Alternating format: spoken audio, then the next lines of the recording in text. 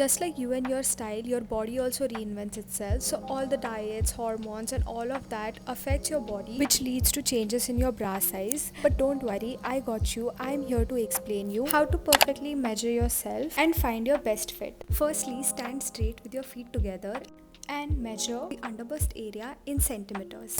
Just wrap the tape firmly around your ribcage, also known as right under your breast, and note down the measurements.